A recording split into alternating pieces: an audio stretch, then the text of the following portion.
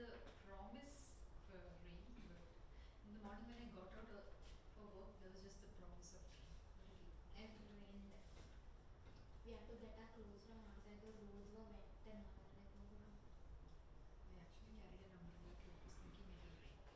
I didn't carry. I was like, BK only. वैसे भी मुंबई का बारिश नहीं गिर रही है. Never.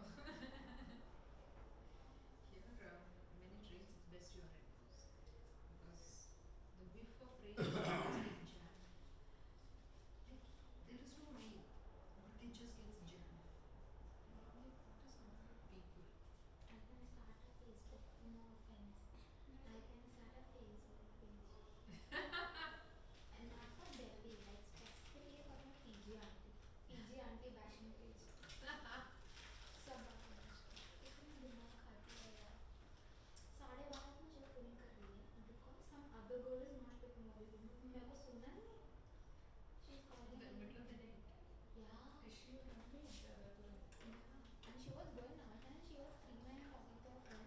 नीचे वाले अंकल जो रहते हैं वो उठ गए और उन्होंने आंटी को फोन लगा वो तुम्हारी लड़की तुम्हें जल्दी से हंस के बात कर रही है. यार तो उसको चिल्ला मुझे फोन मैंने नहीं उठाया पागल है क्या मैं फालतू. मुझे बोलते switch off the lights put the casserole in fridge and I'm like no. She's telling me girls don't they don't clean that plate, they just keep it on the kitchen counter. And I'm like क्या करूँ. So you wanted to do that?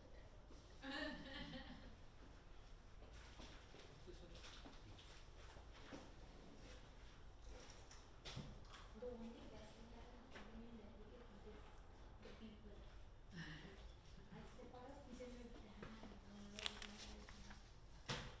like, oh my god, I could do an exercise.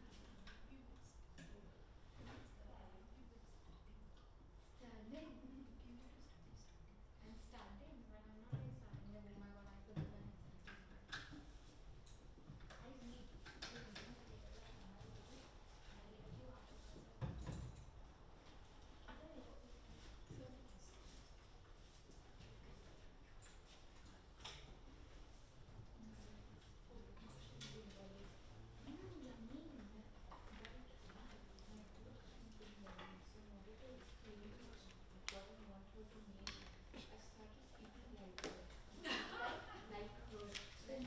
हाँ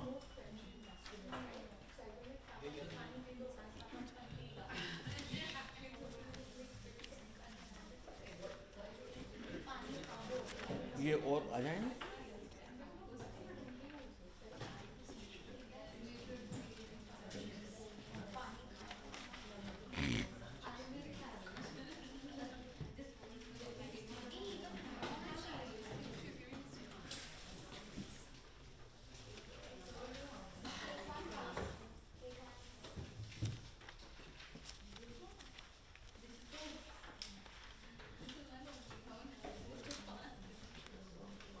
हाँ रखिए अभी और आएंगे ना. और भी आएंगे शायद उनको नहीं मिला है. अभी मिल गया. रखिए अब और आएंगे. खराब है. हाँ खराब को तो फिर मैं क्या करूँगा फिर. चलो कोई बात नहीं. सर लोक वार्ता में जैसे शादियों में हमारे यहाँ क्या होता है बारात में बहुत गाली दी जाती है. हाँ हाँ तो गाली का क्या महत्व है लोक वार्ता में? स्टडी करते हैं हम लोग. हैं. उसकी पढ़ाई लोग करते आते हैं. हैं जैसे गालियों की स्टडी होती है. देखिए मैंने आपसे ये कहा था एक बार कि यहाँ ये अनगढ़ है और इसे इस बात की चिंता नहीं है कि सभ्यता का जो स्तर है आपका, आप जो है मुझे कोई सर्टिफिकेट देंगे. इसे किसे सर्टिफिकेट चाहिए. इसे किसी से सर्टिफिकेट. सबको सर्टिफिकेट देने वाला तो लोग ही है. अंततः निर्णायक तो लोग ही है भाई साहब. अच्छा उस समय भी किस समय जब राजाओं का राज था, जब एक तंत्र शासन था. क्या हो गया. अच्छा लेकिन भाई आज तो अब तो हम चर्चा नहीं कर पाएंगे ना. इसके पहले लाते तो कुछ चर्चा भी करते. लेकिन खैर देखो अब आज तो लाए हो।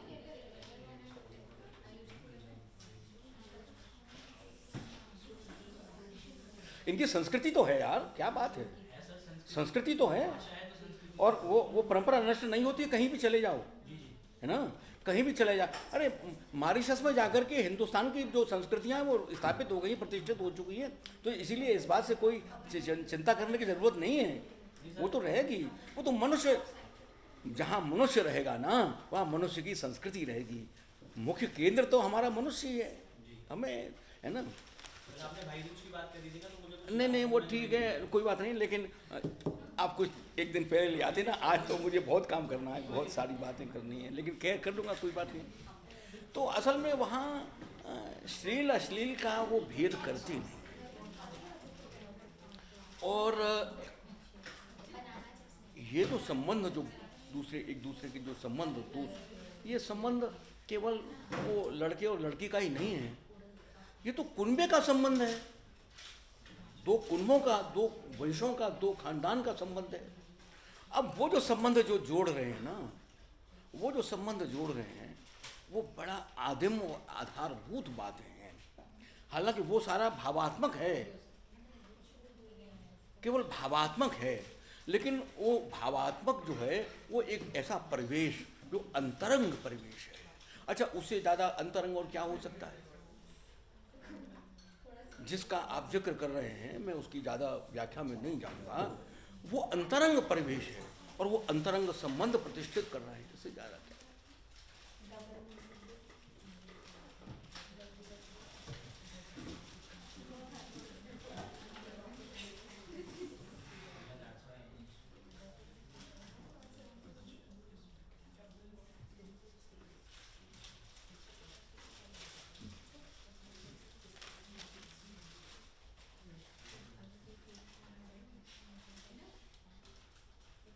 ठीक है, इसमें थोड़े से और भी गहरे उतरोगे ना, तो इसमें और भी गहरे उतरोगे ना, धीरे धीरे प्रवेश हो गया है, और धीरे धीरे जैसे जैसे चलोगे ना, वैसे आपके लिए नए नए तथ्य दिखाई देंगे। अच्छा, अब शुरू करें? हैं? हाँ जी, शुरू करें ना। और मैं शुरुआत जो कर रहा हूँ वो एक किस्से से कर रहा हूँ। फर्रुखाबाद जिला है, फर्रुखाबाद जानते होंगे, आते जाते हैं। वहाँ मजिस्ट्रेट था चार्ल्स इलियट। तो उसकी अदालत में एक मुकदमा था हत्या का। फर्रुखाबाद की कचहरी में चार्ल्स इलियट जो मजिस्ट्रेट था, तो उसकी अदालत में एक मुकदमा आया हत्या का। तो मजिस्ट्रेट ने पूछा कि तुमने हत्या की? तो उसने कहा हाँ जी की। तो वो बोला क्यों की? तो वो बोला जाको बेरी जिंदा बैठे ताके जीवे को धिक्कार।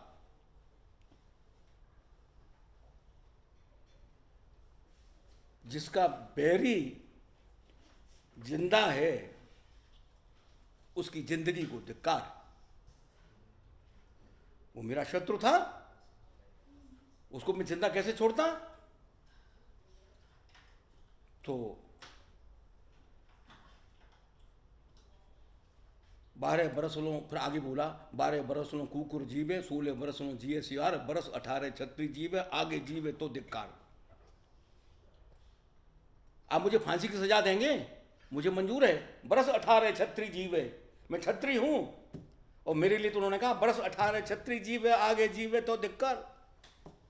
इसके आगे जीने का मतलब ही नहीं, तो मैं स्वीकार करता हूं, आप मुझे फांसी की सजा दे दीजिए। मैं अपना काम कर दिया। तो उसने कहा ये तुम जो बोल रहे हो ये क्या बोल रहे हो? तो उसका मैं आल्हा सुना रहा हूं आपके लिए। आल्हा, आल्हा नाम तो सुना होगा आपने, आल्हा का नहीं सुना? अच्छा कोई बात नहीं, आज आल्हा का नाम सुना रही हूँ। तो वो जो है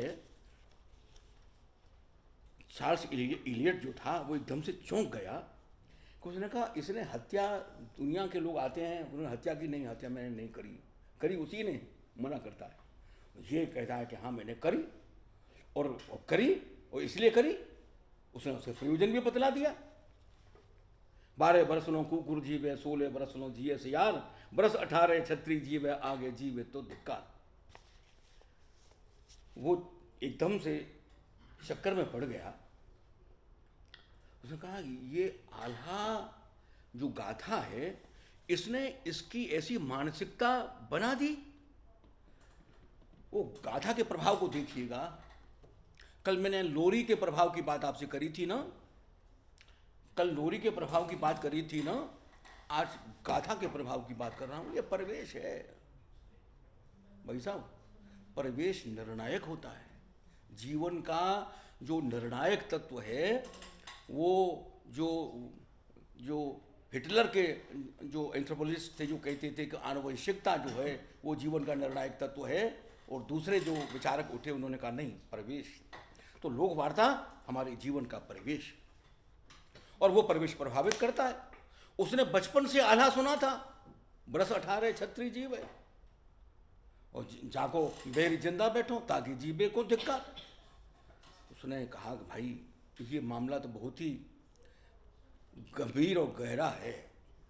तो उसने कहा ठीक है, वो तारीख उसने आगे बढ़ा दी कि तुम्हारी जो सुनवाई है वो बाद में होगी, अभी नहीं हो रही है। तुम ऐसा करो, ये जो तुम बोल रहे हो ये सारा का सारा हमको लिखवा दो। क्योंकि उसके मन में ये बात आई कि ये जो पंक्तियां हैं, ये जो गाथा है, ये गाथा तो जीवन को बदल रही है, जीवन की दिशा बता रही है, जीवन को प्रेरित उत्तेजित कर रही है। तो उसने तारीख उसको इतनी बढ़ाई कि जब तक जो है वो गाथा न लिखा दो तब तक अगली तारीख जो है वो लगेगी नहीं। तो ये 1871 में चार्ल्स इलियट ने उस अपराधी से और दूसरे अपने कर्मचारियों से भी चर्चा की जो कि हिंदुस्तान के ही थे कि भाई ये तो बड़ी आश्चर्यजनक बात है कि गाथा जो है वो जीवन को दिशा दे देती है, जीवन में उत्तेजना भर देती है, जीवन को एक प्रयोजन दे देती है। ऐसा प्रयोजन तो उसने कहा कि भाई ये तो बड़ा महत्वपूर्ण तत्व है। वो आल्हा एक बहुत बड़ा काव्य है, वैसे मूल रूप से तो वो बुंदेलखंड का है। अच्छा, और ये आल्हा उदल की लड़ाई है ना। इसको मैं पहले इसी को ले रहा हूँ, फिर आगे दूसरी बातें मैं छेड़ दूंगा। पहले हम इसी को लेते हैं, क्योंकि वो चर्चा चल गई है ना। तो जैसे चंद्रवरदाई का नाम आपने सुना है ना, है? हाँ, पृथ्वीराज रासो। पृथ्वीराज रासो जो है वो चंद्रवरदाई का ग्रंथ है, चंद्रवरदाई का काव्य है। अब ठीक उसी समय का ये काव्य है, लगभग उसी समय का, क्योंकि उसकी पृथ्वीराज से भी लड़ाई हुई थी। आल्हा उदल, ये दोनों भाई थे, आल्हा उदल। और ये जो गाथा है, ये आल्हा और उदल जो वीर थे उन्हीं की गाथा है। और इस गाथा का जो माने रचना करने वाला है वो है जगनिक है ना। जगनिक जो है वो आल्हा की रचना करने वाला है, कहा जाता है ना। देखिए, लोक गाथा में और जो परिनिष्ठित साहित्य की गाथाएं उनमें ये अंतर होता है कि कामायनी है, कामायनी का पाठ जैसा का तैसा है, वो घटता है न बढ़ता है। कामायनी लिखी हुई है और ये भी लिखा है कि जयशंकर प्रसाद की रचना है, और वो 50 साल पहले भी वही बात थी और 50 साल बाद आज भी यही बात है, वो आगे भी वही बात रहेगी। लेकिन लोक गाथाओं के साथ ऐसा नहीं होता। लोक गाथा तो कायाकल्प करती है, और लोक वार्ता का पूरा ही जो स्ट्रक्चर है वो कायाकल्प करता है, जीवन के साथ बहता है। तो आल्हा जो जगनिक ने लिखा, ये सब कहते हैं। बुंदेलखंड का आदमी भी कहता है, हरियाणा का आदमी भी कहता है, पंजाब का आदमी भी कहता है। और ये जो गाथा है ये भोजपुरी में भी है, ये मैथिली में भी है, जो कि मैंने आपको कागज़ दिया है, आप ये देखेंगे तो ये भिन्न भिन्न जनपदों में थोड़ा सा नाम परिवर्तन कर दिया है, नाम अलग अलग बन गया है, वो उससे कोई फर्क नहीं पड़ता है। तो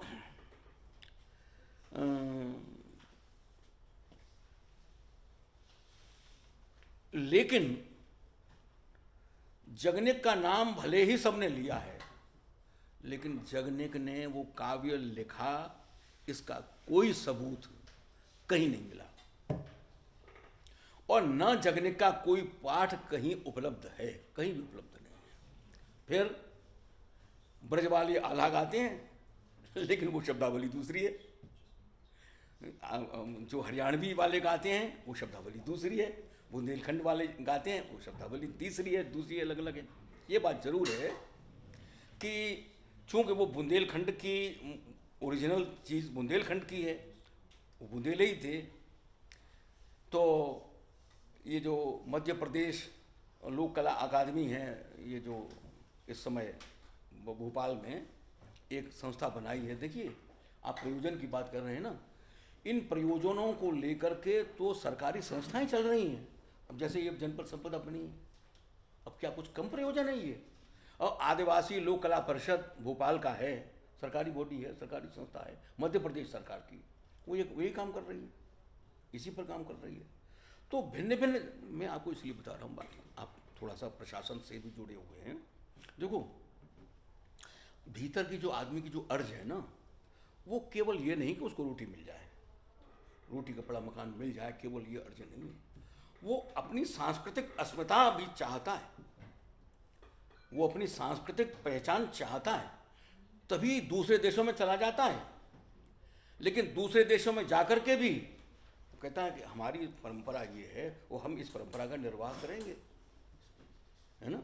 वहाँ इंग्लैंड में कितने लोग बसे हुए हैं, वो लोग जो है गंगा में अस्थि विसर्जन करने के लिए आया करते थे। उन्होंने वहाँ की सरकार से कहा हमारा एक संस्कार है अस्थि विसर्जन का, हमको एक नदी चाहिए। और वो कोई नदी, कोई छोटी नदी है कोई, जो उसको उन्होंने, सरकार ने कह दिया अच्छा भाई यहाँ अस्थि विसर्जन तुम कर दो। अब किस प्रकार से एक संस्कृति दूसरी संस्कृति के साथ अंतर्भुक्त होती है, वह ऐसा ही यहाँ ये जो है ना, ये दुबई, यहाँ दुबई में है, मॉरिशस में है, जहाँ भी हिंदुस्तान का आदमी गया वहाँ है। अच्छा, वो भी ये यहाँ आते हैं तो कितना गिरजाघर बने हुए हैं, कितने चर्च बने हुए हैं हिंदुस्तान में। अच्छा, वो भी अपनी संस्कृति अपने साथ लेकर के आते।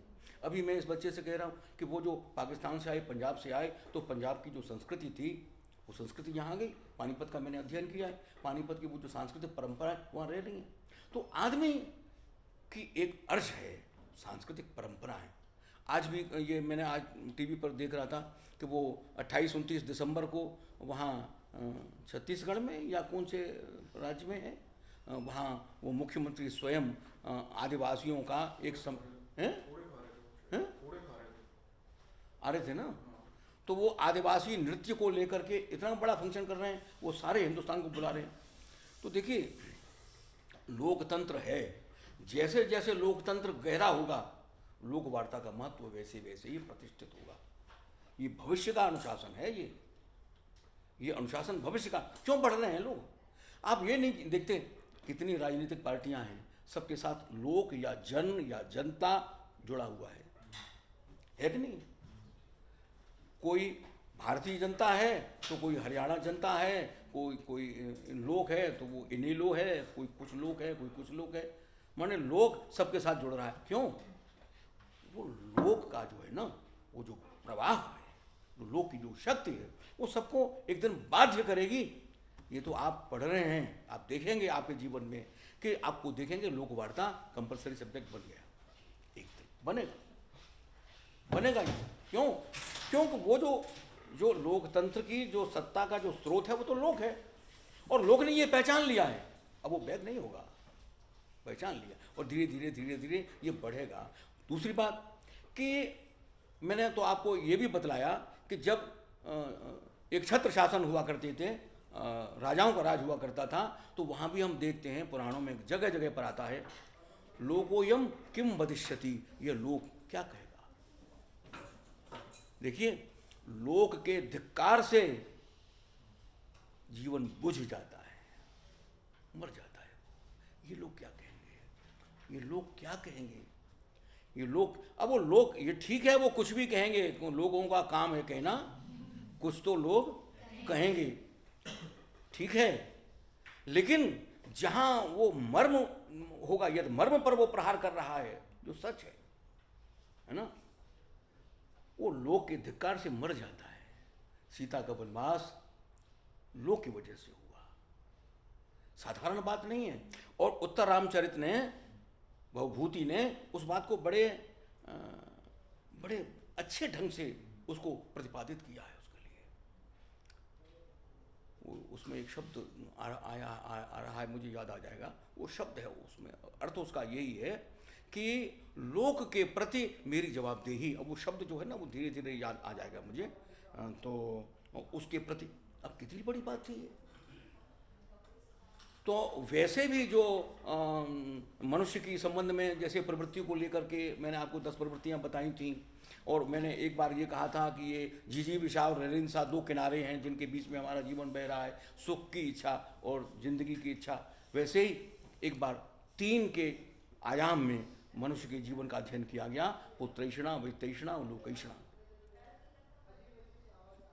पुत्रैषणा, वित्तैषणा माने धन, धन की इच्छा, एक से बहुत हो जाऊं, ये सुरक्षा की इच्छा, और तीसरी जो इच्छा है वो लोकैषणा है, लोगों में मेरा गौरव प्रतिष्ठित हो, गौरव के साथ जी सकूं, लोग मुझे गौरव के साथ देखें, नफरत को न करें, मुझसे नफरत न करें।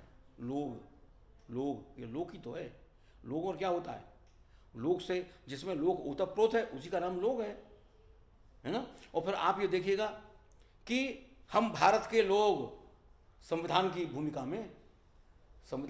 में है कि नहीं है, ये हम आत्मार्पित करते हैं। कौन कर रहा है, हम भारत के लोग।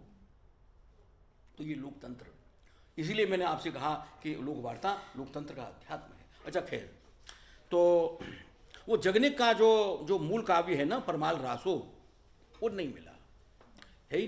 अब वो कहीं होता तो मिल जाता, वो है ही नहीं, किसी को ही नहीं मिला भाई। इतने लोग हैं और इतने अलहैत हैं। अलहैत, देखिए अलहैत शब्द का मैंने प्रयोग किया है जगह पर, यहाँ अलहैत माने आला गाने वाले।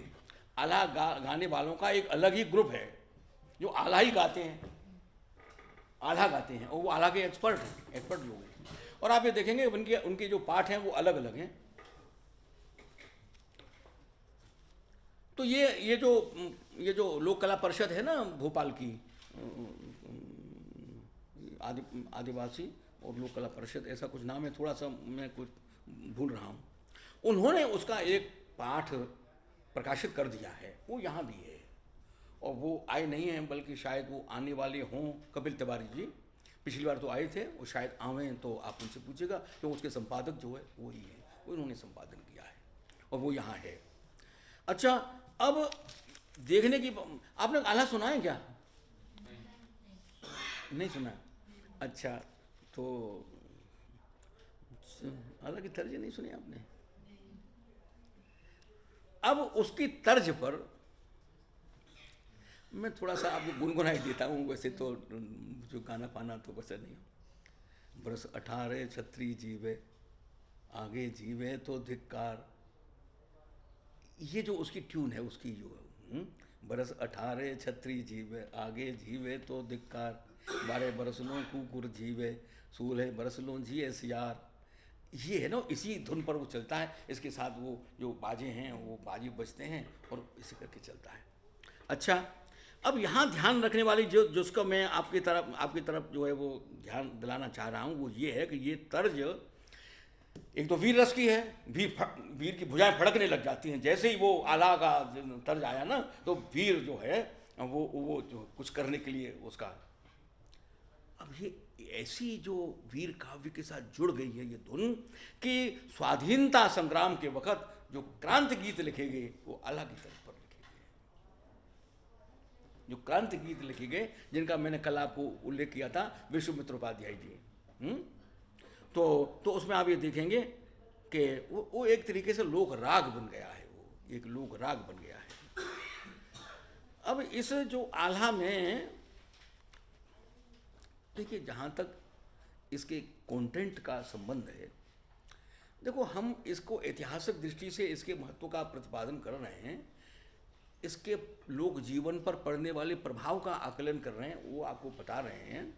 लेकिन जहाँ तक उसकी अंतर्वस्तु का प्रश्न है, वो कोई ज़्यादा माने, वो आज की दृष्टि में खास तौर पर वो उस ज़माने में जैसा भी कुछ रहा होगा तो मुझे अप्रासंगिक मालूम पड़ता है, क्योंकि उसमें बामनगढ़ की लड़ाइयों का वर्णन है, वो आपस में ही लड़ रहे हैं। और सच्चाई ये है, देखो मैं उदाहरण दे रहा हूँ आपके लिए।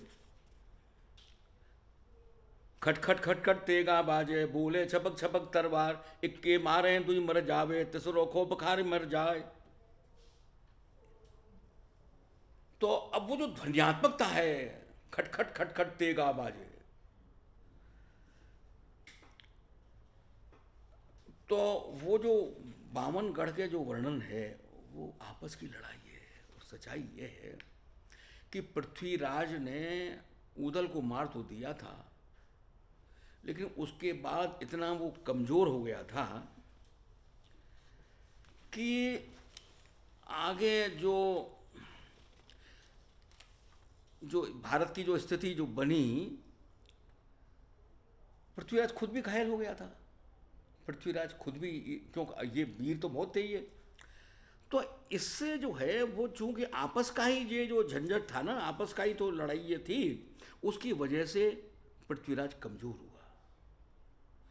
और वो जो गौरी के साथ जो संघर्ष जो है उसमें जो कमी आई, उसका कमी का एक बहुत बड़ा कारण यही था कि वो उदल से तो लड़ लिया, अब संयोगता का स्वयंवर उसने जीत लिया, संयोगता को वो हरण करके ले आया वो हैं।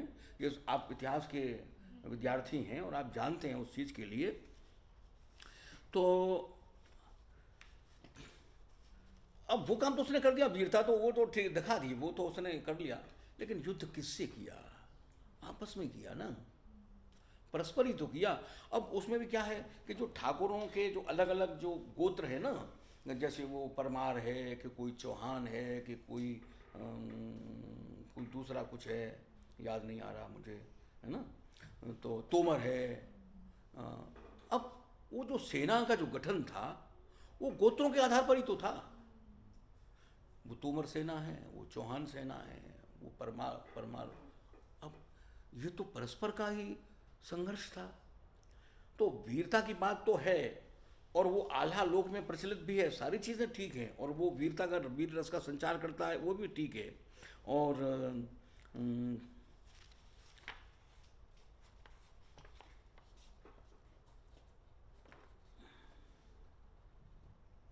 जच्छराज बच्छराज इनके पिताजी थे और इनके आल्हा उदल के। तो इसको मैं और ज़्यादा विस्तार में नहीं जा रहा, लेकिन यही बात आपसे कह रहा हूँ कि आल्हा के और चंद्रबरदाई के पृथ्वीराज रासो की जो घटनाओं का क्रम है उनमें बहुत बड़ा अंतर है। पृथ्वीराज रासो के संबंध में जो कुछ उसने लिखा वो नारा शंसा में हम देते हैं, यहाँ हमने नारा शंसा एक शब्द लिखा है कि राजाओं के दरबार में कुछ इस प्रकार के कवि हुआ करते थे जो उस राजा की गाथा का वर्णन करते थे, राजा की वीरता का, राजा की संपन्नता का, राजा की समृद्धि का, हैं। तो वो अब ये बहुत बड़ी परंपरा है और ये परंपरा आज़ादी के आंदोलन तक ये चली है, क्योंकि अभी जो इससे पहले जो गाथाएं आई थीं वो भरतपुर से आई, दिल्ली विजय, जवाहर सिंह की दिल्ली विजय, और एक काव्य था सूरजमल। अब ये जो दोनों गाथाएं हैं, अब चंद्रबरदाई से लेकर के, अब चंद्रबरदाई नहीं, चंद्रबरदाई से पहले की हम परंपरा ये आ गए हैं, तो वहाँ वो सूत का उल्लेख मैंने किया है, सूत मागध बंदी जन। तो जब तक वो सूत के पास है तब तक वो नारा शंसा है। अब लोग जब उसको स्वीकार कर लेता है तो उसमें परिवर्तन कर देता है, लोग उसको अपनी कृति बना लेता है, वो वैयक्तिक रचना नहीं रह पाती। अब यही लोक की विशेषता है,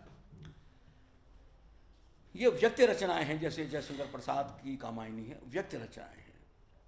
अब ये आल्हा जो है वो व्यक्त रचना नहीं है। अब जगनिक का नाम मैंने ले दिया, फिर आपसे ये भी कह दिया कि जगनिक ने लिखा, कहते हैं, मैं भी कह रहा हूँ, लेकिन क्या लिखा इसका कोई सबूत किसी के पास नहीं है। अब लिखा भी कि नहीं लिखा इस पर इसको भी प्रमाणित नहीं कर सकता, बस लोग कह रहे हैं इसलिए हम माने ले रहे हैं, है ना जी।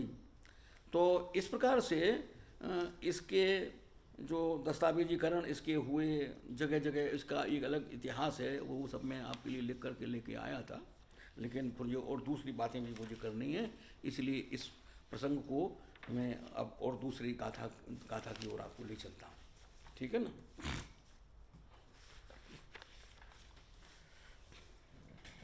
अब मैं एक और दूसरी गाथा की चर्चा आपसे करूँगा।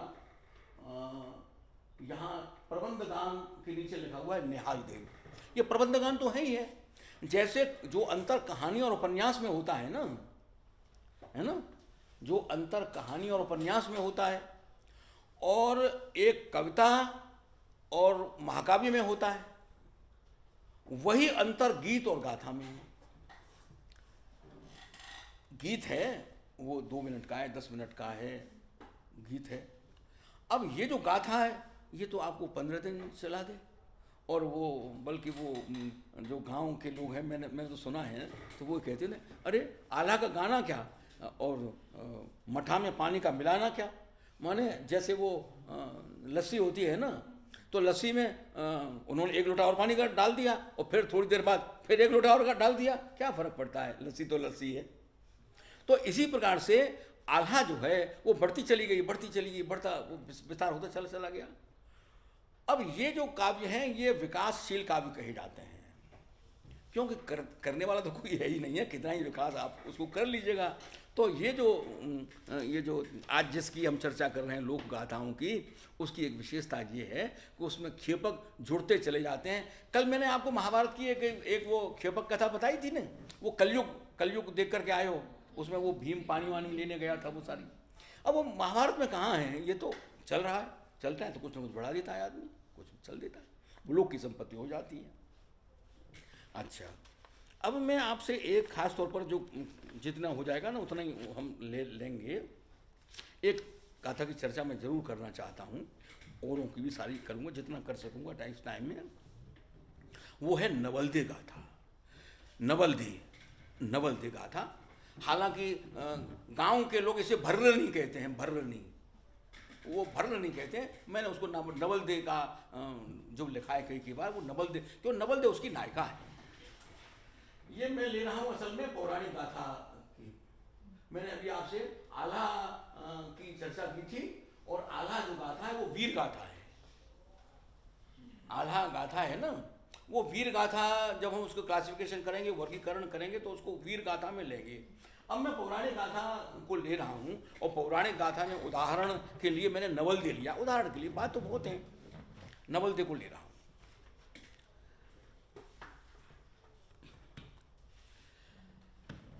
एक दिन मैंने आपको टोटम का प्रसंग छेड़ा था, और उसमें मैंने नाग जाति का उल्लेख किया था। बहुत व्यापक जाति है, भारतवर्ष में दूर दूर तक फैली हुई जाति है, और बड़ी संपन्न जाति है। बड़े रसायन के जो जानकार थे वो नाग जाति में हुए, है ना। बड़ी समृद्ध जाति जो है वो है, और ये भी क्षेत्र जो हमारा जिसमें हम बैठे हुए हैं, किसी जमाने में इन्हीं का था। वो तक्षशिला तक जो है, बंगाल में मनसा माता है, और वो भी नाग माता है, वो भी तो नागों का प्रभुत्व था, नागों का प्रभुत्व था उस जमाने में। दिल्ली में या हस्तिनापुर में कह लीजिएगा, ये इंद्रप्रस्थ हो, ये सब एक ही इलाका था किसी जमाने में, है ना। तो यहाँ जो है महाभारत के युद्ध के बाद की बात कह रहा हूँ मैं, कि वासुकी नाम का नाग, उसकी बेटी थी नवलदे। हालांकि पुराण में उसका नाम कुछ और है, मैं तो लोक गाथा की बात कर रहा हूँ।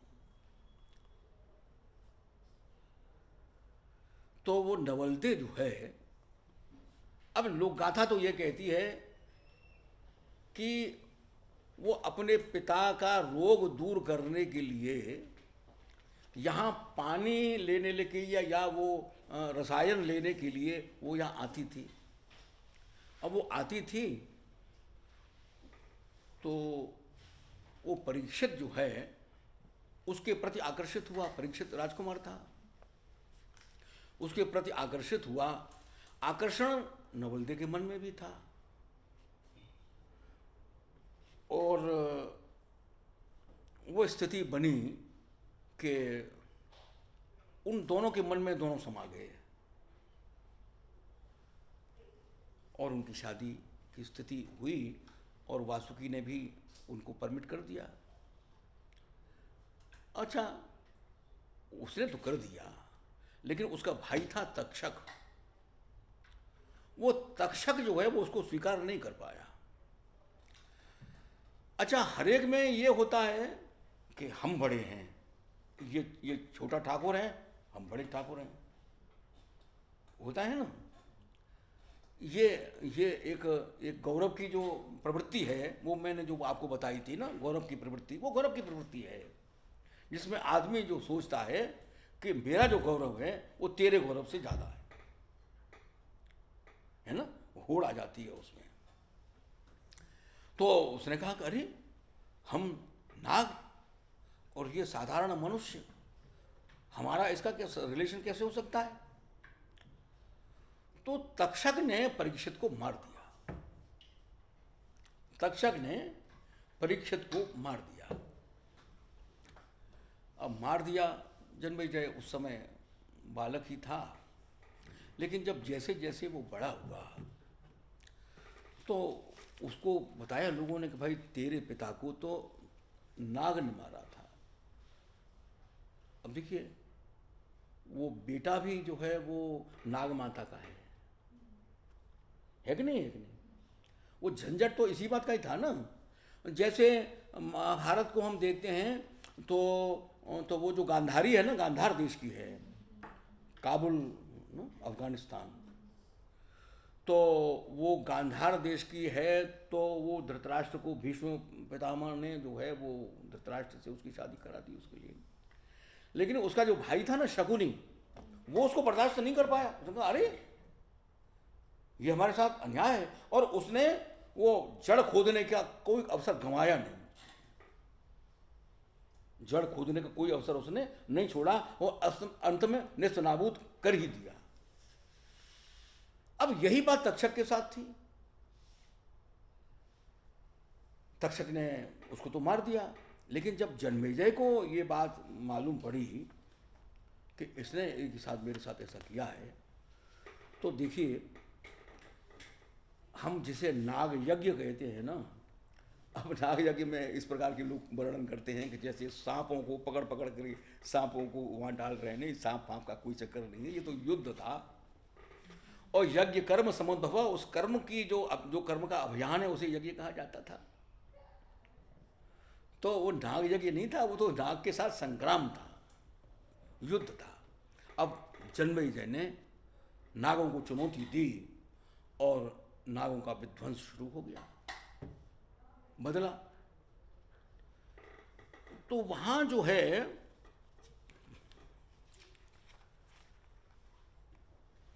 जो तक्षक की जो पत्नी थी ना, तक्षक की जो पत्नी थी ना,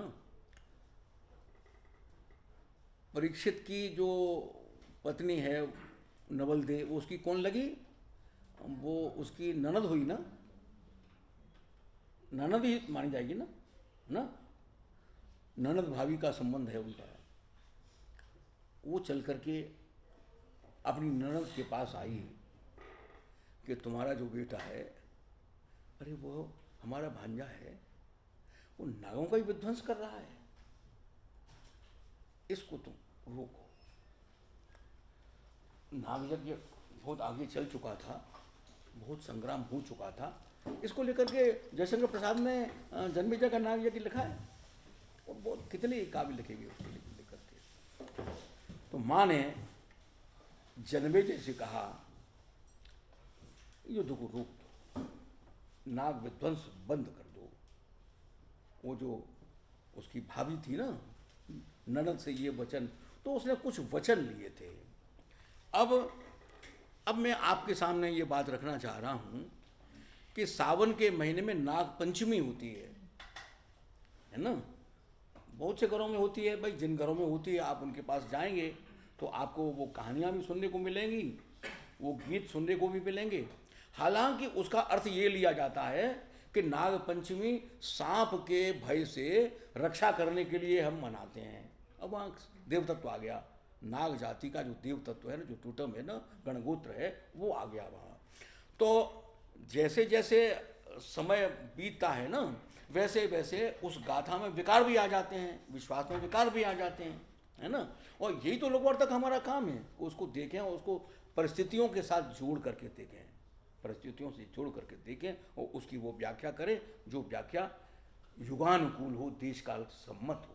देशकाल के अंदर, देशकाल बड़ी चीज़ है, देशकाल बहुत महत्वपूर्ण चीज़ है। कोई भी चीज़ देशकाल के बदलने पर अमृत से विष बन जाती है ना, और विष अमृत बन जाता है देशकाल बदलने पर। इतना बड़ा अंतर, सत्य असत्य बन जाता है, वो असत्य सत्य बन जाता है देशकाल के बदलने पर। देशकाल इतना महत्वपूर्ण और जीवन को प्रभावित करने वाला तत्व है, ठीक है ना।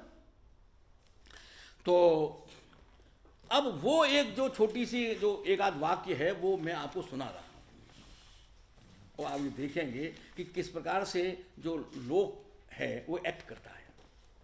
एक श्यांप एक घर में थे, भाज के आए रहे हो, बा श्यांप के पीछे पीछे एक आदमी डंडा हाथ में ले वाय मारवे के आए रहे हो। करनी को खेल बुल उगाई, बाई बखत घूरे पे कतना भर के कूरो डारवी आई। श्यांप पे वाय तरस आएगो, वाने वा के ऊपर कतना ढाप दियो। श्यांप ने कही कि आज तू मेरी धर्म की बहन और मित्रों भैया। उस पूरी कहानी में से, कहानी बहुत बड़ी है, वो कहानी सुनाना मेरा उद्देश्य नहीं है।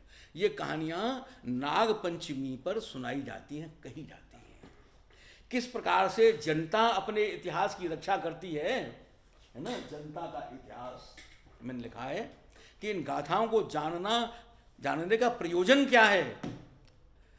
आल्हा के लिए आल्हा को नहीं जानना, नवलदे के लिए नवलदे को नहीं जानना, अपने लिए नवलदे को जानना है। देशकाल को समझने के लिए नवलदे को जानना है। जनता का इतिहास जानने के लिए, जीवन की परंपरा को, जीवन की गति को जानने के लिए हमें नवलदे को जानना है। जीवन गति को, अपने जीवन की गति को भी समझना है कि अर्थात ये जीवन की गति चलते कैसे है। तो अब इसमें देखेंगे कि उसने उसको भाई बना लिया। भाई तो वो है ही, जो नवलदे है उसका भाई है, तक्षक भाई है, और जन्मेजय उसका भांजा है, जन्मेजय उसका भांजा है। अब वो जो तत्व है वो, अब वो उसके लिए रक्षा का वचन देते हैं। कुछ एक आध जो शर्त है ना, कि जैसे वो पायस खाट पर न चढ़ना या ऐसी जो बातें, दो तीन ऐसी बातें वो शर्त वो करता है कि अब हम इसको बंद कर देते हैं।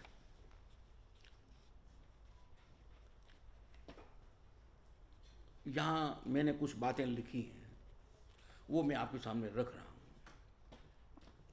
आप सब लोग बहुत समझदार हैं, क्योंकि इतनी वक्त से मैं आपको देख रहा हूँ कि आप एकाग्र होकर के हर एक बात को ग्रहण कर रहे हैं। आप कुछ कर रहे हैं या करेंगे, आगे चल के करेंगे फिर देखेंगे, क्योंकि वो जो विचार का बीज आपके साथ आ रहा है, वो विचार बीज कभी अंकुरित भी होगा। तो आप देखिए, जैसे मैंने दो उदाहरण आपके सामने रख रहा हूँ मैं। यमुना में बाढ़ आती है ना, तो एक बाढ़ आती है, एक परत आ जाती है। अच्छा, दूसरा उदाहरण मैं पर्वत का लूँ कि पर्वत पर एक बरसात हुई, बरसात के बाद वो धूल के जो कण जमे, एक परत वहाँ जम गई, ठीक है ना। इसी प्रकार हमारी जो लोकवार्ता है, मैं उसका उदाहरण आपको दे रहा हूँ। जिस प्रकार यमुना में बाढ़ आती है और रेत की एक परत बिछा जाती है, फिर दूसरी बाढ़ आती है, तीसरी बाढ़ आती है, और एक परत के ऊपर दूसरी परत बिछती चली जाती है। उसी प्रकार एक जमाना आता है, दूसरा जमाना आता है, और इन जमानों का प्रतिबिंब लोकवार्ता पर अंकित होता चला जाता है। आप समझ रहे हैं ना कि लोकवार्ता पर आपको कितनी परतें मिलेंगी। ये हमको समझ लेना है कि लोकवार्ता उस प्रकार का साहित्य नहीं है जैसे गोदान है प्रेमचंद का। प्रेमचंद के गोदान जो परत है वो एक ही परत है, लेकिन लोक वार्ता की एक परत नहीं है। अब कहानी है वो तो कह रही है कि वो कूड़ा डालने के लिए घूरे पर आई थी, वहाँ एक सांप बच के आ रहा था और उसने उस पर जो है वो कतना जो टोकरी थी वो डाल दी उसके लिए। अब बताओ कहाँ की ये बात है और कहाँ वो नवलदे की पूरी गाथा है और कहाँ पर वो महाभारत में आ गई है। अब देखिए तो कितने स्तर हैं उसके, तो लोक वार्ता के जो स्तर है ना वो भिन्न भिन्न हैं। उसी प्रकार पहाड़ पर भी परत जमती चली जाती हैं। जमाना आता है और अपनी एक परत बिछा जाता है। जिस प्रकार पुरातत्वविद धरती के गर्भ में समाये हुए मिट्टी के बर्तनों, खंडरों, भग्नावशेषों, सिक्कों, मूर्तियों तथा दूसरी सामग्री को खोज कर युगों युगों की मानव संस्कृति का अनुसंधान करता है, उसी प्रकार लोकवार्ता विज्ञान कथा अभिप्रायों के सूत्र को ग्रहण करके लोकमानस की गहराई में उतरता है और जातीय इतिहास को समझता है। प्रयोजन बता रहा हूं मैं, तुमने प्रयोजन का प्रश्न उठाया था ना। प्रयोजन जनता के इतिहास को जान रहा है, लेकिन उसको सावधान कर रहा है कि एक परत मत समझ लेना। लोक वार्ता की परत एक होती नहीं, कितनी परतें हैं इसको पहचानना पड़ेगा। पुरातत्व शास्त्री भी जब किसी किले या किसी खंडर या किसी टीले को काटते हैं ना, तो वो देखते हैं अब एक रंग की मिट्टी आ गई, अब दूसरे रंग की मिट्टी आ गई, अब तीसरे रंग की मिट्टी आ गई, ये परतें हैं। तो इसी प्रकार लोक वार्ता में परतें हैं और उन परतों के द्वारा ही हम इतिहास के सूत्रों को ग्रहण कर सकते हैं और इतिहास लिख सकते हैं। सच्चाई तो ये है कि ये जो गाथाएं हैं, गाथाओं का जो महत्व है वो जनता के इतिहास से, जीवन के प्रयोजन से और जीवन की गति से जुड़ा हुआ है।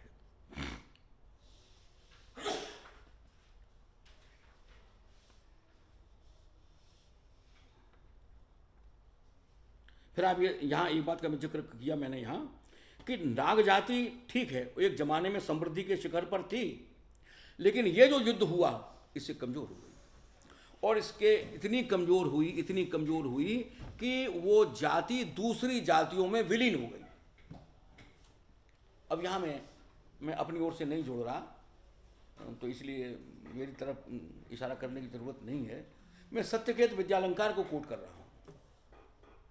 सत्यकेत विद्यालंकार तो इतिहासज्ञ थे और उन्होंने ये लिखा कि महाराजा अग्रसेन की जो पत्नी थी वो नाग कन्या थी और अग्रवालों में नाग जाति की अंतर्भुक्ति हुई। नाग जाति भी व्यापारी थी। अभी जो कालीय नाग था वो कोई सांप थोड़ा ही था, व्यापारी तो था। उसकी जो नावें थी वहां खड़ी होती थी, गायें जो है वो पानी पीती थी। वो लोग नहीं चाहते थे कि गायें उतर करके आए।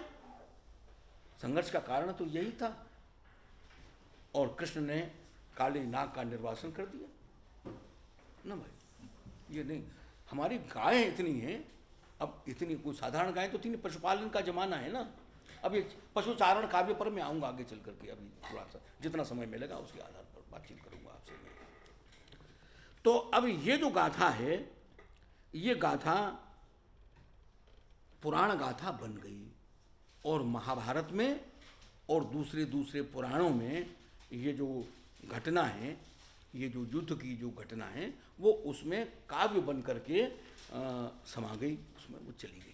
ये मैं आपको बता चुका हूँ ना कि क्षण से प्रहर और प्रहर से अहोरात्र, अहोरात्र से पक्ष, पक्ष से मास, मास से वर्ष, वर्ष से युग।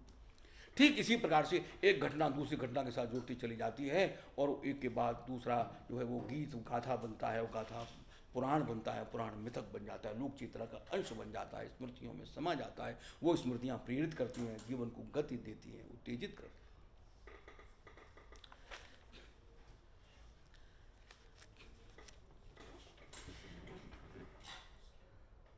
अच्छा, अब मैं अनुष्ठान ऊपर एक लिखा हुआ है, ये अनुष्ठान की बात का मैं जिक्र कर रहा हूँ थोड़ी देर के लिए। ये जो अनुष्ठान बने हैं ना, कई रिचुअल्स जो है ना हमारे बहुत से अनेक रिचुअल्स ऐसे हैं जिनका संबंध नृत्य से है, नृत्य से संबंध, वो अनुष्ठानिक नृत्य हैं। बहुत सी कहानियाँ हैं जिनका संबंध अनुष्ठानों से, जैसे मैंने अभी आपको उदाहरण दिया था नाग पंचमी का, और जो मैंने सेंटेंस बोला था वो सेंटेंस नाग पंचमी की जो कहानी है उससे जुड़ा हुआ है। तो इसी प्रकार से कुछ लोक गाथाएं हैं वो अनुष्ठानों के साथ जुड़ गई हैं। अब ये आल्हा इत्यादि तो ऐसे हैं कि जैसे वर्षा में काफ़ी समय होता है किसान के पास गांवों में, तो वो आल्हा जो है गा करके वर्षा में और वो अपना समय व्यतीत कर लेते हैं, प्रसन्न हो जाते हैं। देखिए, एक और बात जो महत्वपूर्ण है जो मेरे ध्यान में आ रही है, जो आपको इस समय बात करते करते ध्यान आ जाती है ना, कि आल्हा गाया और 10 आदमी जुड़ गए, 10 से 20 आदमी जुड़ गए। आदमी का आदमी से मिलना बहुत बड़ी बात होती है। आदमी से आदमी मिलता है, इतिहास बनता है। आदमी से आदमी के मिलने को आप छोटी बात ना समझिएगा, है ना। चाणक्य से चंद्रगुप्त मिला और इतिहास बदल गया, हिंदुस्तान का इतिहास बदल गया। आदमी से आदमी तो मिला था, हैं? क्या हुआ था? आदमी से आदमी मिला। तो आदमी से जो आदमी मिलता है जीवन में परिवर्तन हो जाता है, जीवन बदल जाता है। अब वो आदमी आदमी किस स्तर तक मिल रहे हैं, वो केवल बाय बाय हो रही है या कुछ आगे भी है, हैं? केवल वो मौसम पूछ रहा है या पॉलिटिक्स की बात कर रहा है, कौन आ रहा है कौन जा रहा है, या उसका जो मिलन है वो हार्दिक मिलन हो रहा है, वो चैतन्य मिलन हो रहा है, चेतना के स्तर पर मिलन हो रहा है, आत्मा के स्तर पर मिलन हो रहा है। वह जो मिलन है जितना व्यापक है, आत्मा विराट अवधारणा है, विराट अवधारणा। तो यदि वो व्यापक स्तर पर हम मिल रहे हैं तो व्यापक परिवर्तन होना ही होना है। तो गांव में जो आल्हा गाया गया और इतने लोग इकट्ठे हो गए, अब लोगों का इकट्ठा होना, लोगों का मिलना सामान्य बात नहीं है। लोगों से मिलना, चेतना के स्तर पर मिलना, हृदय के स्तर पर मिलना बड़ी बात होती है, क्योंकि समाज उसी से आगे बढ़ता है। सामाजिक मूल्यों की प्रतिष्ठा तभी होती है, सत्य के प्रति आस्था तभी बढ़ती है जैसे जैसे आदमी एकल होता है, अलग अलग हो जाता है कि वो अकेले रह रहा है, वो अकेले, उसे खबर ही नहीं पड़ोसी कौन रह रहा है। जो जानता ही नहीं है तो उसके प्रति दर्द क्या होगा उसका। मिलेगा तो दर्द पैदा होगा, मिला ही नहीं तो वो दूसरे के दर्द से दर्द कैसे उसको हो सकता है। जब दर्द ही नहीं होगा तो कोई वैल्यू सिस्टम समाप्त हो जाएगा, मूल्य प्रणाली समाप्त हो जाएगी। आदमी से आदमी मिलेगा, मूल्य प्रतिष्ठित होंगे, मूल्य को ताकत मिलेगी। वो समाज के संबंध में सोचेगा, वो तुम्हारे संबंध में सोचेगा, तुम्हारे संबंध में सोचेगा, तुम्हारे संबंध में सोचेगा। मिलेंगे तब ना। ये तो मिलना ही बंद हो गया तो क्या सोचना है, पर तो मुझे अपने सोचना है। अपना खाना, अपना पीना, अपना सोना, अपनी गर्मी, अपना सुख, अपना दुख। जब मिलेगा तो उसमें तेरा सुख, तेरा दर्द, वो भी फिर शामिल हो जाएगा उसमें। ये मिलना तो ये लोक गाथा का जो एक और जो प्रयोजन है, जो महत्वपूर्ण प्रयोजन है, क्यों लोग तो मिलने में विश्वास करता है, कलेक्टिवनेस। अच्छा, तो मैं अब आपसे क्या बात मैंने दूसरी क्या चलाई थी अभी। अच्छा, मैं दूसरे उसको ले रहा हूँ, अनुष्ठान की बात कही थी, तुमने मुझे याद नहीं दिलाया यार। तो अब अनुष्ठान जो रिचुअल्स होते हैं ना, तो जैसे रिचुअल में अनुष्ठान के जैसे गीत गाथा की मैंने उदाहरण आपके लिए दिया था, तो ऐसे ही गाथाएं भी अनुष्ठानिक होती हैं, अनुष्ठान की होती हैं। अब मैं एक गाथा का आपसे जिक्र कर रहा हूँ, बहुत व्यापक है वो भी। आल्हा तो वीर गाथा के रूप में है, युद्ध के रूप में है, लेकिन ये जो जाहर पीर है ना, गूगा पीर कहते हैं इसे, जाहर वीर भी कहते हैं। भिन्न भिन्न जगहों पर इसके भिन्न भिन्न इसके स्वरूप उसके बन गए हैं। लेकिन वैसे तो गूगा मेड़ी कभी हरियाणा में हुआ करती थी, अब वो राजस्थान और हाँ गूगा, हाँ वेरी गुड। अब वो राजस्थान में आ गया गूगा मेड़ी का। तो जो है, अब वो जो जाहर पीर है, अब देखो तो पीर पीर शब्द पर ध्यान दीजिएगा। अब क्या इसको हम हिंदुओं की गाथा कह सकते हैं? अरे पीर शब्द है यार। जो बहुत ही शुद्धतावादी है ना, वो इस पीर शब्द से घबराते हैं। क्या रख लिया है इन्होंने? बोलो, तुम तो उसे परिचित हो ना। सर वीर रख लिया है। सर वो बदल ऐसा मैंने वहाँ पर सुना था, बट ना वो ऐसे ऐसे करते हैं। मतलब उनसे मैंने पूछा था इसका ओरिजिन कहाँ से है, मैं वहाँ पढ़ने गई थी इस बारे में, तो वो उन्होंने मुझे भी भगा दिया था। वो हम लोगों को भी इस चीज़ का हिस्सा नहीं बनने देते। अब ऐसा भी हो गया उधर, जो अच्छा। शहर से आता है ना हिंदू, हाँ। वो उसे भी हिस्सा नहीं बनने देते। मैं इस चीज़ को रिकॉर्ड कर रही थी वहाँ पे जब गूगा में किया है? मैंने आधा किया था, उन्होंने मुझे भगा दिया था। अच्छा, वो गाथा का रिकॉर्ड कर लिया? नहीं किया, उन्होंने मुझे भगा दिया कि तुम शहर के लोग हमारा मजाक उड़ाते हो। उनका ऐसा मानना है। मैं वहाँ यही रिकॉर्ड करने गई थी। अच्छा अच्छा अच्छा, इन समस्याओं का सामना करना पड़ेगा वैसे, ये समस्याएं, ठीक बात है। अच्छा, अब आप ये जाहर पीर को आप ये देखेंगे तो मैंने उसको कई कई जगहों पर मैंने उसको लिखा है कि ये एक गाथा है, और इस गाथा में वो जो है तो संत ये, लेकिन वीर संत है, जस्ट लाइक गुरु गोविंद सिंह। गुरु गोविंद सिंह योद्धा भी हैं और संत भी हैं।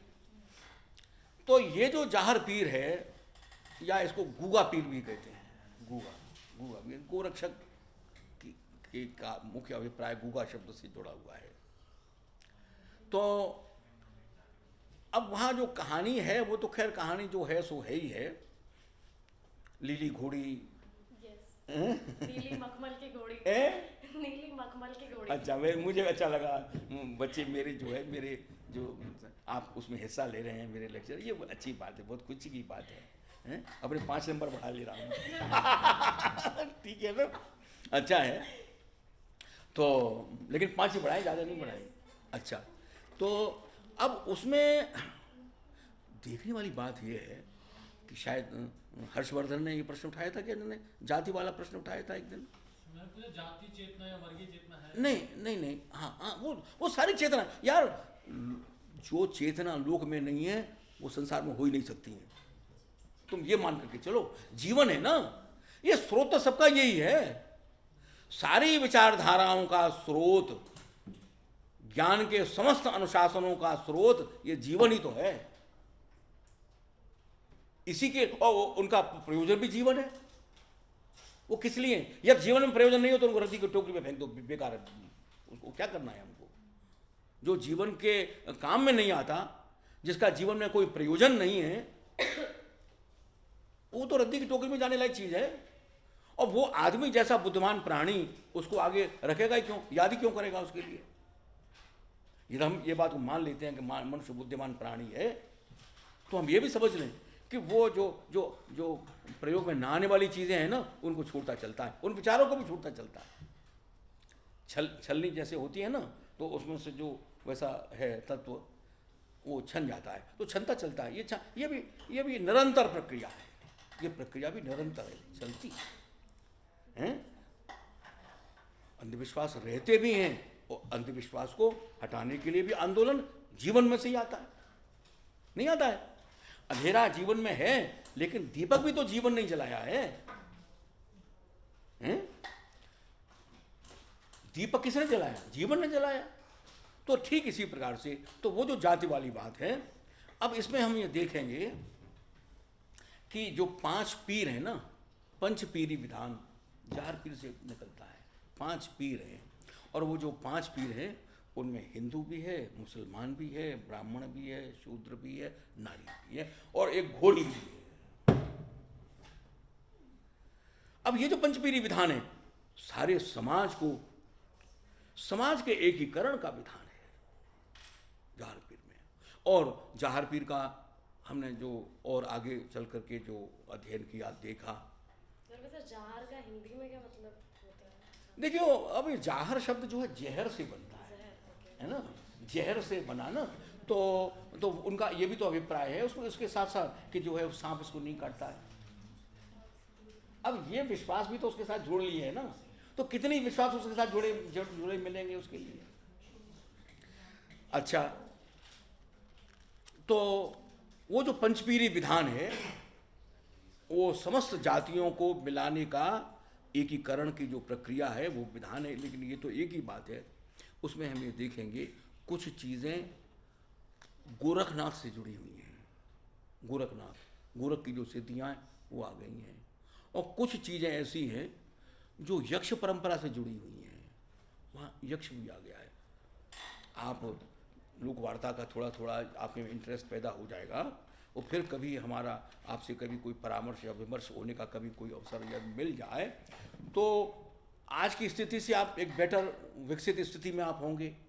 तो उस समय फिर मैं आपको ये बात बताऊंगा, और हो सकता है यहाँ इन्होंने दूसरा कोर्स शुरू करने का इन्होंने इरादा रखा है, तो कि हम किस प्रकार से किसी भी गीत का या किसी भी गाथा का एक एक बिंदु का एक एक निशान लगा करके उसका अध्ययन करते हैं और पहचान करते हैं कि कितने सांस्कृतिक तत्व इसमें समाहित हैं, कितने सांस्कृतिक तत्व इसके साथ जुड़ चुके हैं।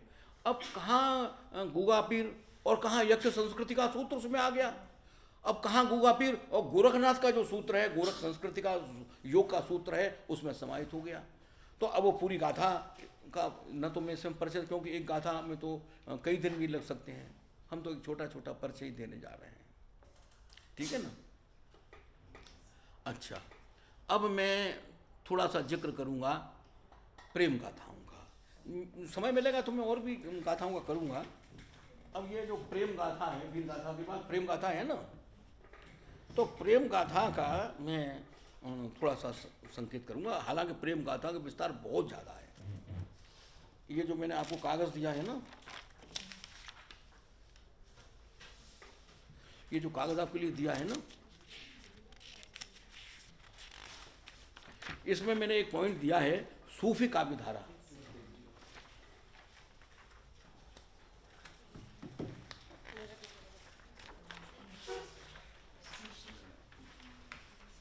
हाँ, एक और लिख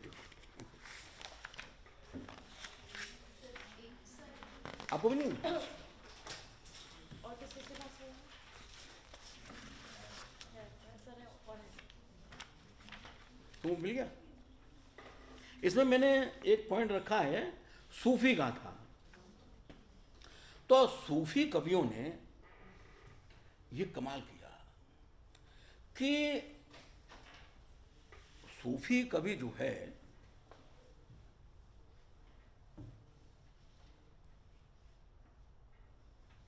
इश्क के दो रूप हैं, एक है इश्क हकीकी,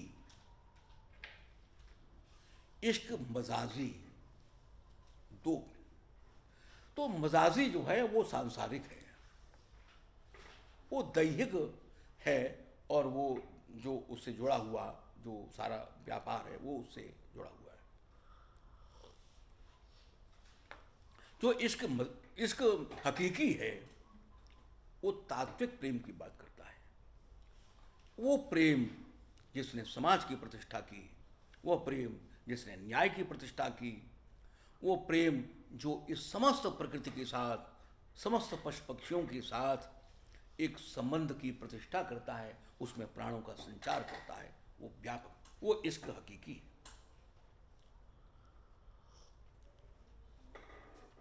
ये सूफी भी बाशरा और बेशरा दो प्रकार के हैं, लेकिन दोनों इस पर एक हैं कि वो जो प्रेम है, वो प्रेम तत्व जो है वो सचमुच हमारा आराध्य है। वो भाव प्रेम क्या है? प्रेम भाव ही तो है, वो भाव आराध्य है। माने वहाँ आप उसको कोई व्यक्ति, कोई शरीर ऐसा मत समझिएगा, वो भाव की आराध्य, वो भाव में लिप्त है, भाव में ही है वो।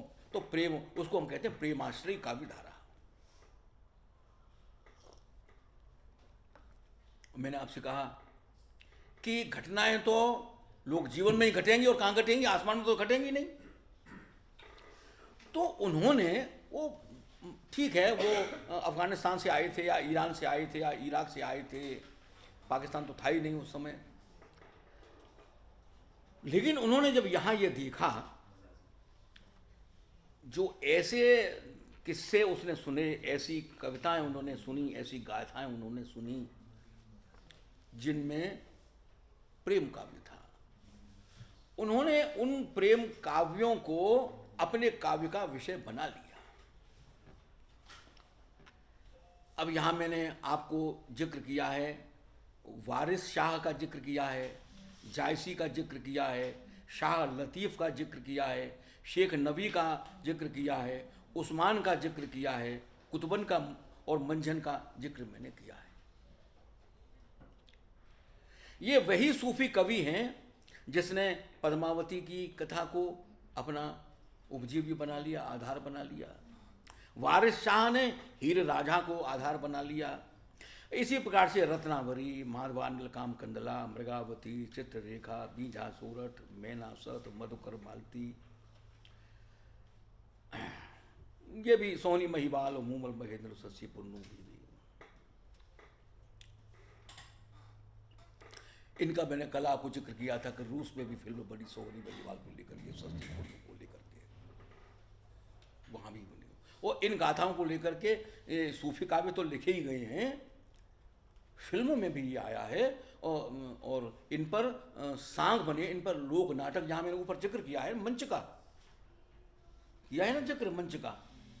तो ये जो लोक मंच है ना, जैसे सांग का मंच है हरियाणा में, ब्रज में उसे स्वांग का, कहीं वो नौटंकी बन गया है, कहीं वो तमाशा बन गया है। तो अलग अलग जनपदों में, अलग अलग प्रांतों में उस लोक नाटक के अलग अलग रूप हैं। कहीं लीला है, भिन्न भिन्न रूपों में है। तो उनमें जो है वो जो प्रेम काव्य हैं, वो प्रेम की जो गाथाएं हैं, सारे देश में उनकी जो काव्य धारा है वो चली गई। अब ये बात दूसरी है कि परिनिष्ठित साहित्य भी लिखा गया उस पर, कवियों ने भी उसको आधार बना करके काव्य लिखे। अब ये एक बहुत बड़ा विषय हो जाएगा। एक उदाहरण पर्याप्त है, वो हमने जायसी का ले लिया, पद्मावती वाला ले लिया। पद्मावत पर फिल्म भी बनी थी अभी, पद्मावती, वो बड़ा झगड़ा सा हो गया था, वो राजस्थान के लोगों ने वही बखेड़ा खड़ा कर दिया था।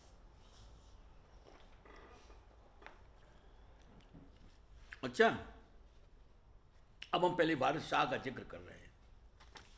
वारिस शाह की रचना है हीर राझा, हीर राझा। और ये जो लिखा है ना, जो चरवाहे हैं, ये जो इतने मैंने आपको जो ये जो नामावली दी है ना, सबका जिक्र नहीं हो सकेगा। मैंने केवल इसलिए दे दिया कि आपके पास सुरक्षित रहे, आप उसको जनता का इतिहास, जब कभी आपके मन में कोई आ जाए, कोई विचार मन में बैठ जाए, कोई आपको अवसर मिल जाए, कोई परिस्थिति ऐसी बन जाए, तब आपके काम ये आ जाएगा। वैसे इंदिरा गांधी राष्ट्रीय कला केंद्र और साहित्य अकेडमी मिल करके 1-2 महीने बाद इसको आधार बना करके बहुत बड़ा समारोह ऑल इंडिया लेवल पर होने जा रहा है। इसलिए भी मैंने इसको पूरा करने की कोशिश की है। तो वो चरवाहे थे, भैंस वगैरह ये चराते थे। ये सब, ये थोड़ा सा काम में जरा कमजोर था। कौन? राजा राजा जो है वो काम करने में जो होते हैं ना, कुछ थोड़े से जरा काम बार बार टोकने से काम करते हैं, वरना वो आराम फरमाते हैं ज़्यादा उनको ना। तो ये जो है वो बांसुरी का शौकीन था, बांसुरी वंशी बजाता था। तो वंशी बजाने में तो बड़े राग निकालता था और बड़ी इसकी बड़ी खूबी थी, लेकिन वो काम करने में ये बड़ा जो है वो वैसा था, कमकस कहते हैं ना उसे, है ना। तो इसकी भाभी ने जो है उसको तोख दी किसी बात पर कि नहीं तुझे हीर मिलने वाली है, काहे को ऐसे सपने देखता है। तो उसने कहा हीर, ये हीर कौन सी है, हीर कौन सी, कैसी है हीर। तो उसके मन में हीर आ गया कि हीर कोई है तो सही हीर। तो वो उसने कुछ जो भी कुछ समझा उसके लिए पूछ पाछ करके जो भी कि भाई यहाँ रहने वाली वो भी चरवाहे की बेटी थी, चरवाहा राजा था उसकी बेटी थी, वो भी भैंस वाला था। तो वो झेलम के पास गया, झेलम के उस पार, उसने कहा झेलम के उस पार।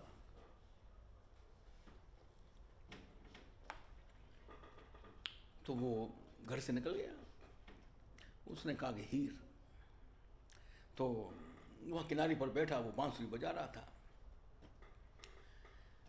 हीर बड़े चरवाहों के राजा की बेटी थी, तो उसके साथ एक अपनी नाव थी, राजा की नाव, राजा था उसकी नाव थी, वो उसमें नाव में घूम रही थी। तो उसने वो बांसुरी का जो स्वर सुना, स्वर तो बड़ा मीठा है, बांसुरी वैसे भी मीठी होती है, और उसका स्वर। तो वो जो नाव जो थी ना, वो उधर घूमने लगी किनारे के पास। वो उतर करके आया राजा, तो उसने कहा कि वो नाव वाला जो था उससे कहा कि तुम हमको वो पार उतार दोगे उसके लिए।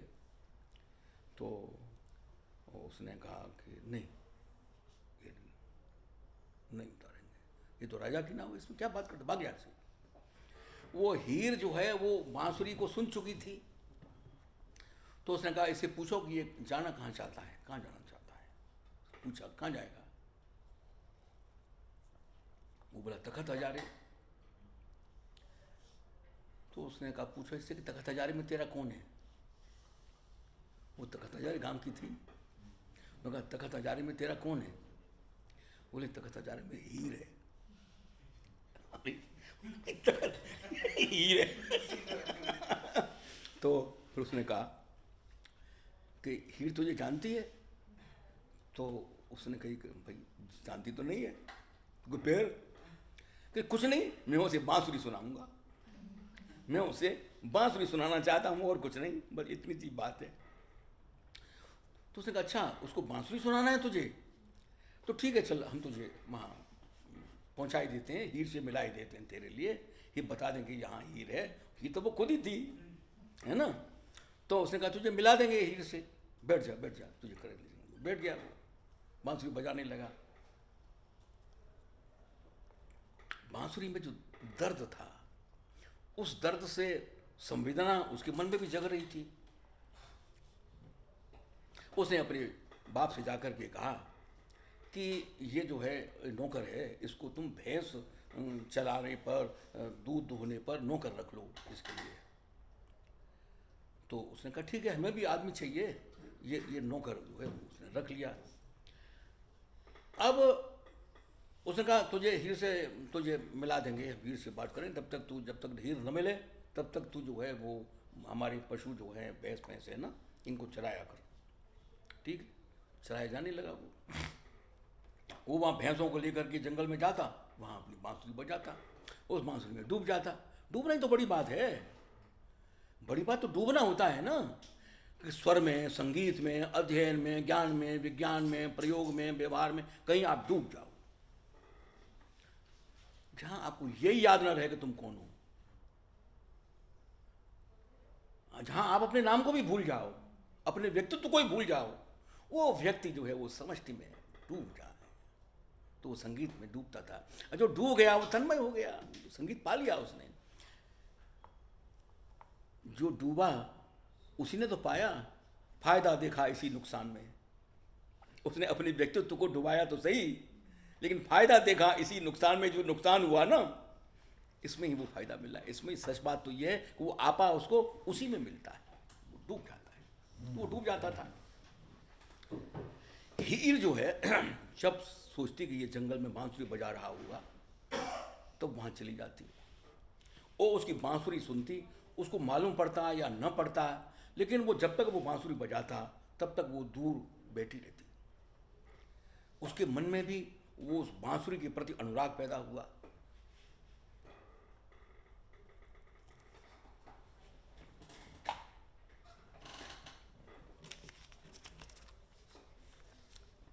ये आवाजाही उनकी चलती रहती थी। अब देखिए उसकी जो स्वाभाविक परिणति है वो क्या हो सकती है, इसकी कल्पना आप स्वयं कर सकते हैं। होना था, यही होना था। और वो होना था, वो हुआ। जब हुआ तो उसके चाचा को जब ये बात मालूम पड़ी, ये कैसे हो सकता है, ये कैसे हो सकता है, नहीं हो सकता। कहाँ हम और कहाँ ये। एक ठाकुर दूसरे ठाकुर को छोटा समझता है ना। चरवाहा वो भी है, चरवाहा वो भी है, लेकिन वो राजा है। ये कैसे हो सकता है, नहीं हो सकता। वो तुम्हारी जो बात है ना, वो कई कई की बात, वही जो प्रेम की जो बात है, वो ये काम करती है, वो क्रॉस कर जाता है उसके लिए वो सारी चीज़ें, सारी मैं कितनी प्रेम गाथाएं मैंने यहाँ लिखी है, मैं एक एक करके आपको शायद बता भी सकता हूँ, मुझे जितना टाइम मिलेगा उसके आधार पर मैं बताऊँगा अभी। लेकिन मैं आपको ये बात बता रहा हूँ कि वो जो मनुष्यता है, शुद्ध मनुष्यता है, वो कल भी मैंने आपसे कहा था कि यदि आप पैसे के कारण से किसी को बड़ा मानते हैं तो आप पैसा को बड़ा मानते हैं, इंसान को बड़ा नहीं मानते। किसी को पद के कारण से आप बड़ा मानते हैं तो आप पद को बड़ा मानते हैं, इंसान को बड़ा नहीं मानते। आप वहाँ इंसान को छोटा कर देते हैं, आप वहाँ इंसान के लिए छोटा कर देते हैं। अब ये जो प्रेम है वो तो शुद्ध मानवीय है। वो क्या जाने कि छोटा बड़ा क्या होता है, कौन निर्धन और धनवान क्या होता है, और ये जात और बिरादरी क्या होता है, और ये मजहब क्या होता है, वो तो पहचानती नहीं। वो जो शुद्ध मानवीय भाव है वो कहाँ पहचानता है, उसकी समझ में आता ही नहीं। उसको समझाओ, अरे ये तो बड़ा छोटा है, इससे इसके प्रति तू आकर्षित हो रही है, हैं? कितना छोटा है, ये तो घिन करने के योग्य है।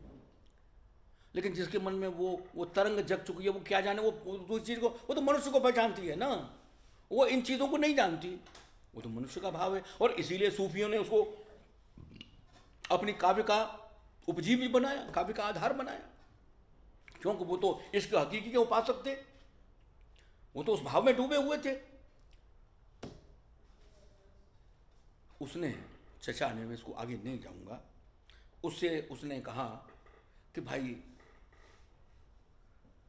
ये आबे हयात का प्याला है, इसे पी ले। और रांझा को वो आबे हयात का प्याला कह करके जहर पिला दिया, और रांझा मर गया। और रांझा को उसने गाड़ भी दिया, वहाँ पत्थर भी रख दिया। जब हीर को मालूम पड़ा तो हीर ने पत्थर से सिर मारा और अपना भी प्राण। ये हीर रांझा की गाथा है। और इसके फिर भिन्न भिन्न वर्जन हैं। वारिस शाह ने एक वर्जन लिखा है, उसकी कुछ बातें मैंने आपको सुनाई हैं। लेकिन जब ये जनपद को क्रॉस करता है, एक जनपद से दूसरे जनपद में जाता है, पंजाब से आगे बढ़ता है, तो उसमें गोरखनाथ जी आ जाते हैं, और गोरखनाथ जी उसको जिंदा कर देते हैं। उसको अब वो उसमें भिन्न भिन्न जो है वो साधना और वो सब जो है ना, फिर वो बढ़ता चला जाता है। मैंने आपको बताया ना कि वो जो लस्सी में पानी डालना, क्या लगता है अब ये तो अच्छा खैर, ये मैंने आपको एक प्रेम कथा का आपको मैंने ये उदाहरण दिया है। अब आप ये देखिएगा कि वो जो आए थे ना कल परसों, वो जो आए थे ना, क्या नाम था उनका, मालधारी जो आए थे ना, वो सिंधी थे ना। और ये जो शाह लतीफ़ है ना, वारिस शाह के बाद दूसरा नाम जो है ना, वो शाह लतीफ़ का है, ठीक है ना। तो इस शाह लतीफ़ ने वो 7 गाथाओं का, 7 प्रेम गाथाओं, वो भी सूफी है ना। वारिस शाह ने पंजाबी में लिखा था, इसने सिंधी में लिखा। और वहां भी जो नायक है वो चरवाहा है, वहां भी जो है ना वो भी चरवाहे हैं। तो ये मूमल महेंद्र, और जगह पर मूमल महेंद्र है, लेकिन यहाँ मूमल राणे है उनके काव्य में, लतीफ़ के काव्य में मूमल राणे। तो नाम थोड़ा सा भिन्न हो जाते हैं, जरा बदल। सोहनी मेवाल का सोहनी महिवाल है ना, महिवाल कहते हैं भैंस को चराने वाले आदमी के लिए, भैंस को चराने, तो वहाँ वो मेवार हो गया, सोनी मेवार। अब सोहनी मैंने लिखा है, वहाँ सोनी मेवार हो गया। तो ऐसे करके थोड़ा सा वो परिवर्तन हो जाते हैं। तो अब वहाँ भी जो बात है वो ये राजुला मालूशाही, सस्सी पुन्नू, मूमल महेंद्र, सोनी महिवाल, ये जो कहानियाँ हैं, अब ये कहानियाँ जो है वो मैं लिख के तो लेके आया आपके लिए भी। जैसे ये राजुला मालूशाही है, ये कुमाऊँ के राजवंश से जुड़ी हुई है, और वहाँ भी अब एक कहानी का एक दूसरा रूप है कि जहाँ वो बचपन में ही शादी हो जाती है, बचपन में ही वो शादी कर लेते हैं, माने वो सोने की थाली में बैठा करके, क्योंकि राजा है ना, तो इसलिए वो उसने का बच्चे को देखा, उसके पास बेटा है, उसके पास बेटी है, और बेटी जो है वो बेटा की माँ के मन में भाग गई, उसने कहा भाई इनका जो है वो शादी कर दो, और वो वहीं शादी हो जाती है वहाँ। वो कुछ नहीं जानते वो बच्चे, लेकिन उनको सोने की थाली में बैठा दिया और उसको कह दिया, वो शादी हो गई। अब ये राजुला मालूशाही जो है वो ऐसी ही कहानी है। अब वो शादी कर देते हैं, वो शादी फिर दूसरी भी हो जाती है, और फिर वो उसको याद आती है उसको कि हाँ ऐसा कुछ हुआ है, कि मैंने अपने घर में इसी बात सुनी थी, और उसको लेकर के फिर कथा फैलती है, फिर वो लड़ाई भी होती हैं, वो भी होती है। ये भी आधार उसका प्रेम ही है। हालांकि उसका विस्तार में वो सारी जीवन की जो सारी घटनाएं हैं ना, युद्ध की, संघर्ष की और समायोजन की, वो सारी घटनाएं आ जाएंगी, लेकिन आधार वही प्रेम है। इसी प्रकार से अब ये जोगी जो तत्व है गोरखनाथ का, गोरखनाथ बड़ा महत्वपूर्ण पात्र है। गोरखनाथ बड़ा महत्वपूर्ण पात्र है, और उसने लोक को बड़े व्यापक रूप से प्रभावित किया है। एक दिन मैंने आपसे कहा था कि ये जो जब तुमने वो चर्चा छेड़ी थी ना, शायद इन्होंने चर्चा छेड़ी थी कि वो आपने जो नाम लिए हैं वो सारे आपने हिंदुओं के नाम लिए हैं, आपने किसी मुसलमान का तो नाम लिया नहीं, ऐसा कहा था ना। तो मैंने आपको जवाब ये दे दिया था, हम लोकवार्ता पढ़ रहे हैं, लोकवार्ता पढ़ा रहे हैं, और हम भेद दृष्टि को जब तक नहीं छोड़ेंगे हमारे मन में लोक की समझ पैदा नहीं होगी।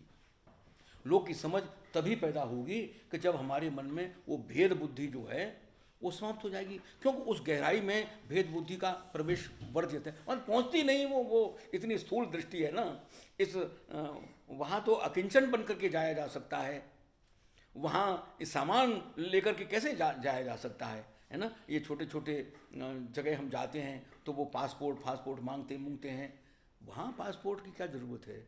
वहाँ तो सांसारिकता की जितनी भी चीज़ें हैं जो हमको लपेटे हुए हैं, हमारे मन को बांधे हुए हैं, वो सारी चीज़ छूट जाती हैं, तभी तो लोग पर आती हैं।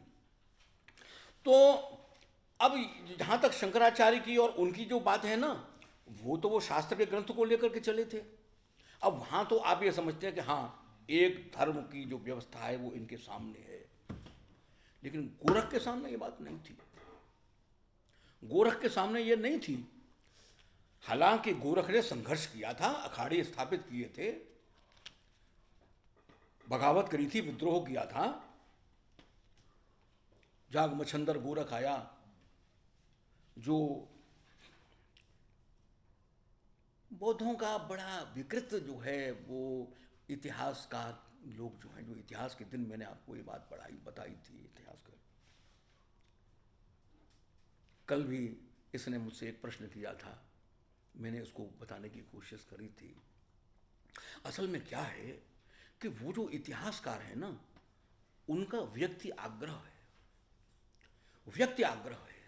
और वो कहीं ना कहीं उनके स्वार्थ से जुड़ा हुआ है, व्यक्ति स्वार्थ से जुड़ा हुआ है। जैसे ये नाराशंसा है ना, नाराशंसा कि वो राजा की गीत इसलिए गा रहा है कि राजा उसको मोहर देगा, है ना। वहाँ व्यक्ति लाभ तुरंत जुड़ जाता है। तो अरे ये क्या हुआ, ये क्या हुआ, कोई आप